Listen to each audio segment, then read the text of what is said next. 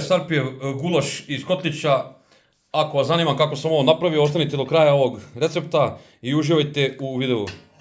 Evo šta nam je potrebno za današnji recept.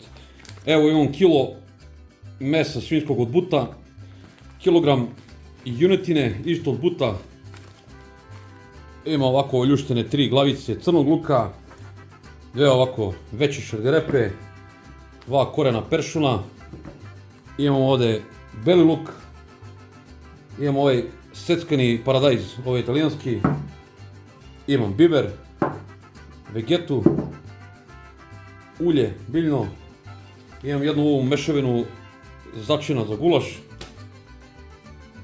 Sada ću da iseckam ovaj luk, ovu šargarepu i ovaj peršun, pa ću da pripremim ovo meso, iseckat ću lepo na kockice i onda idemo napolje da nastavimo spremanje ovog jela u kotliću. Uživajte u videu. Luk sam iseckao na kockice, šargarepu i peršun isto na kockice, meso na kockice pripremljeno. Evo sada ćemo da uzmemo ulje, ovo je voda pripremljena isto. Evo okačio sam kotlić na plin, sada ćemo da sipamo malo ulja, ne mora mnogo. Da izinstamo luk, evo otprilike, ne znam ja koliko tu ima, ne treba mnogo, možete koristiti svinjsku mast. Evo dodat ću još malo ulja i sada ću da upalim kotlić i da dinstam luk. Evo, palio sam kotlić, sada ću u ovo ulje da sipam ovaj luk. Evo, sada ćemo prvo da izdinstamo crni luk. Nećemo da ga ugljenišemo, klasika, kao kad spremamo u šerpi. Prvo izdinstamo crni luk i onda ćemo da ubacimo ovo.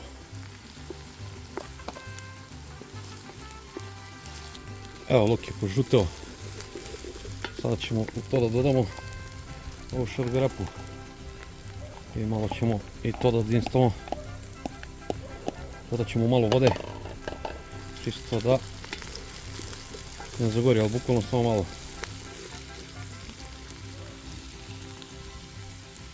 Malo samo.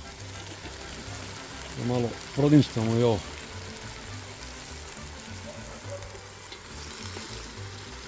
Ovo nećemo dugo dinstati. Evo ovako, dok se ovo dinsta, mi ćemo sipati jednu rakicu.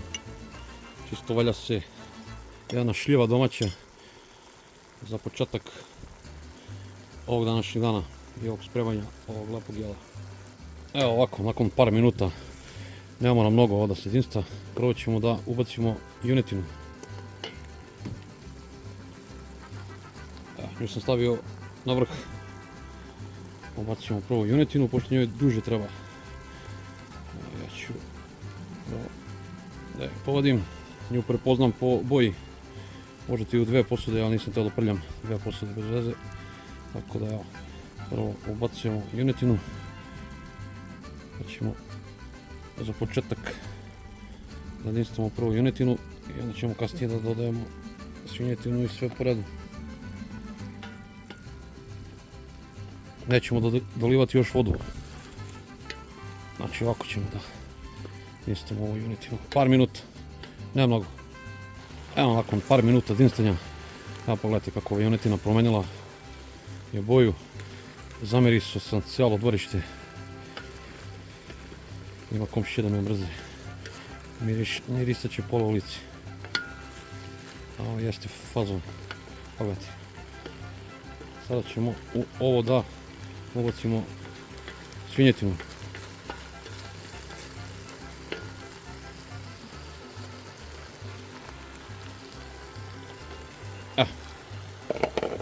Ubacili smo i svinjetinu. Ćemo malo da pomešamo. Evo, nakon par minuta smo propržili i svinjetinu zajedno sa junetinom. Moramo da mešamo da ne zagori.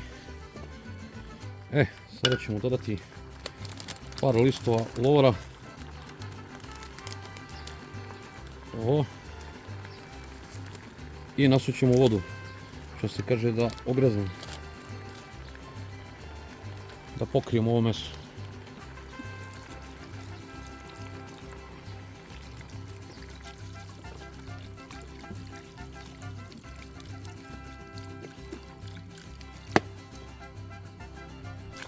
Evo, otprilike sipao sam skoro 2 litra vode. I ovo ćemo na laganoj vatri sada krčkamo. Da pijemo pićence i da uživamo.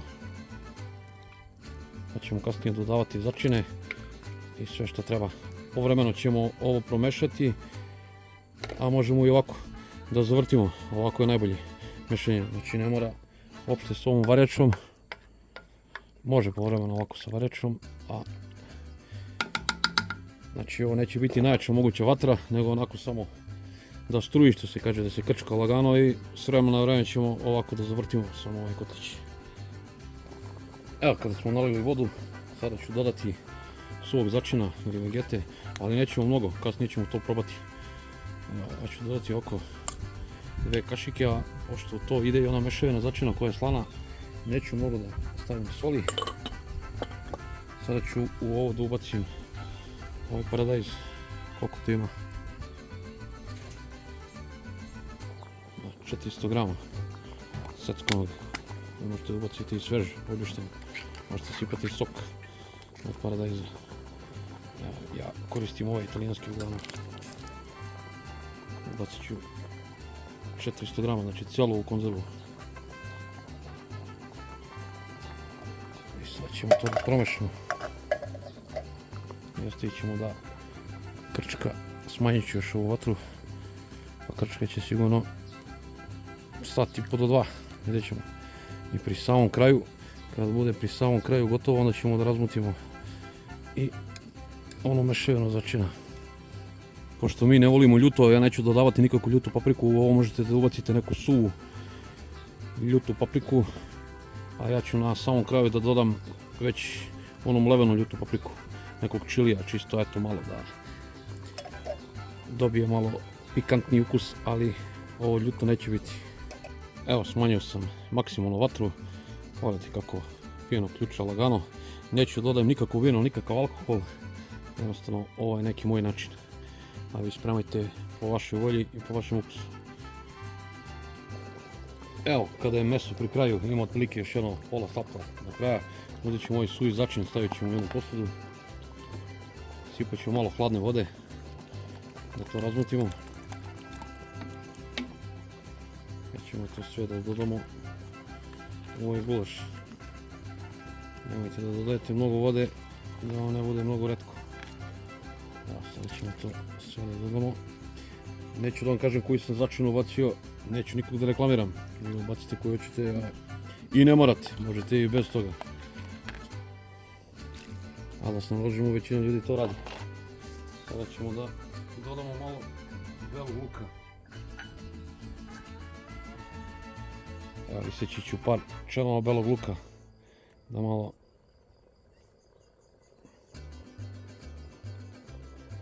damo šmek.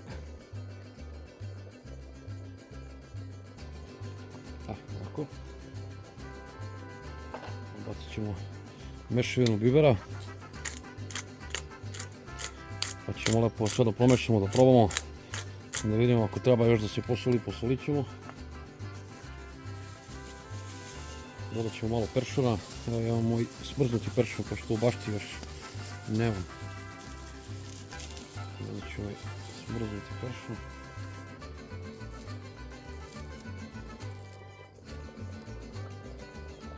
I sad što ćemo da ubacimo? Ubacit ćemo malo džamu čljeva. Znači gulaš je mađarski specijalitet, ja mislim da reč gulaš znači pastir ili čobanin. Neću mnogo, mnogi ljudi stavljaju čokoladu, evo ja ću staviti ovako pola ove kašike džema ili pekmeza od šljeva. Pa ćemo ovo sve da promešamo, pa ćemo da probamo. Sada ćemo sve ovo da promešamo. I nastavit ćemo da krčkamo dok ovo meso se bukvalno skroz ne skuva. Evo pogledajte kako lepu boju je dobila od ovog džema, sad ću to da probam, ako je potrebno još ću da posolim. I evo, ovaj gulaš je pri kraju, još jedno 20 minuta maksimum. Sada ću da dodam malo ljute paprike, neću puno, evo ovako, ukusu vi, ako volite ljuto, vi dajete više. Ja sam bukvalno dodao samo malo. Sad ću i to da promešam. Pogledajte gustinu. Kako smo dobili. Fantastično. Pogledajte kako lepo boja od ovog džema od šljiva. Vi možete da dodate suve šljive, možete da dodate čokoladu. Jedino što nisam dodao to je vino, zato što ne pijem vino, a žao mi da načinjem flašu vina, da bi sipao 2 decilitra vina i šta poslije da radim sa onim. Šteta da se baca. Evo, nakon sat i 40 minuta izvadit ćemo meso da probamo. Evo, junetina. I nađemo parče svinjetine. Evo, čisto da vidimo da li je gotovo.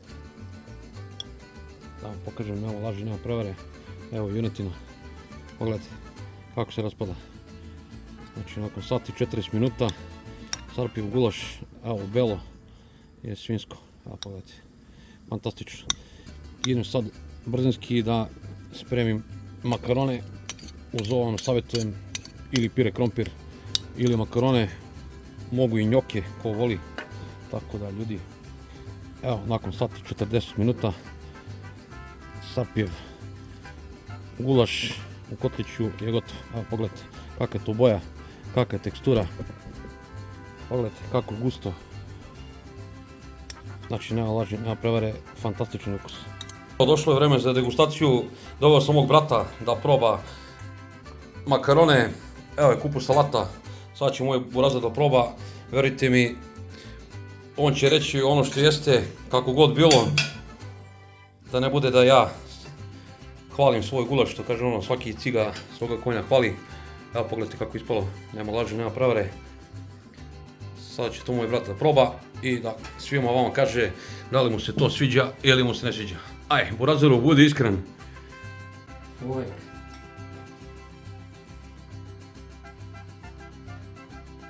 Vruće.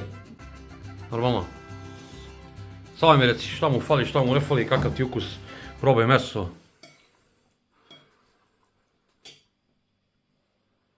Ipak ja ovo prvi put spremam sa pekmezom od šljiva.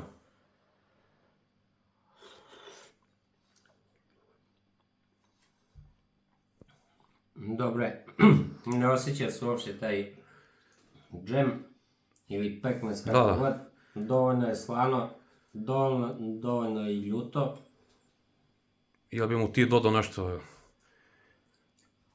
Jer meso kuvano kako treba. Meso je savršeno, evo. Mekano, baš se raspada lepo.